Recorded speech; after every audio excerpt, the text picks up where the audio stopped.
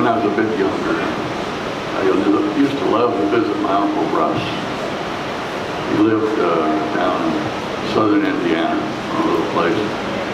When I'd visit, I looked forward to the fact he'd often entertain me with a story or two about one of his neighbors. The fellow's name was Ezra Harbaugh. Now, the folks that knew Ezra referred to him as Krusty Harbaugh. One of my visits, Uncle Russ said, Krusty's kind of fell on some hard times, so I've been kind of helping him out, bringing him with some supplies and food once in a while. So I'm headed down there today, and would you like to join me? Come along and ride with me. Well, I'd never met Krusty, but I've heard stories. He was one of these fellows that just barely was able to eke out a living. The only income he had was selling a couple of products that he made from this little farm that he had, and sell them to the local folks. His products were chewing tobacco and moonshine. Now, the problem he was having financially was that he over-consumed his inventory and didn't have a lot left to sell. Well, we took off to go see Krusty to take him his supplies. And on the way over, Uncle Russ said, now I gotta warn you, if Krusty's been into his moonshine, he's got kind of a loose temper. So you got to be really careful about what you say or do and not offend him, because we don't want to set him off.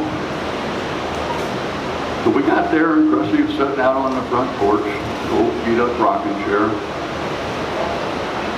And the first thing we noticed when we got up to the porch was there was a half-empty jar of moonshine.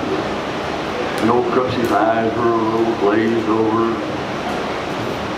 He had a big old chaw of his homegrown tobacco bulging in his cheek. And before we could say a word, he turned his head and he let fly with a great big old gob of tobacco spit.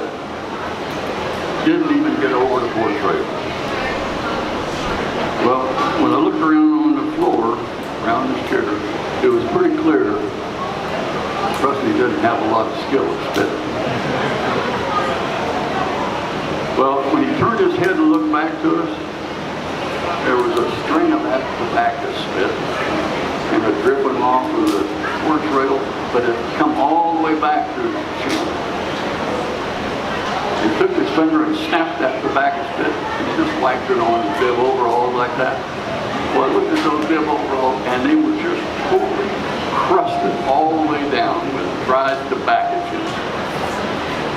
And I wondered, reckon that had something to do with his name?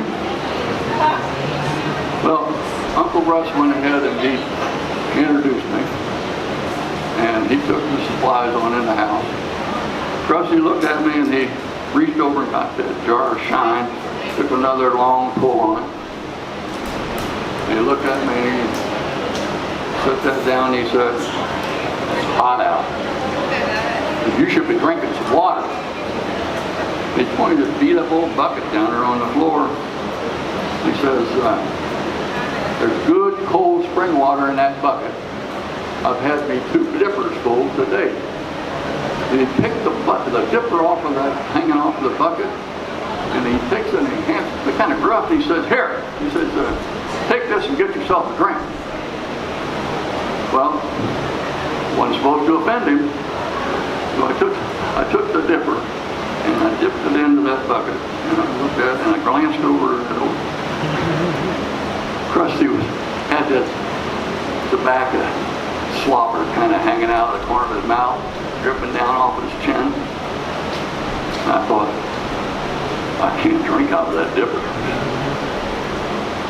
I just can't do it. And so the dipper's all brown and crusty on the edge. I said, well, I'm just going to have to risk offending. Then I got to looking at the dipper. The dipper had a groove right down the handle, like that, okay? And I got a bright idea. So I took that dipper and I just tilted it up like that. The water came running down that handle into my mouth. Well, Krusty looked at me and he smiled and he says, well, I'll be dead gone. You know, there's been a lot of people come by here and drink out of that dipper. But you're the only one of them that enjoys us as much as I do, just like that.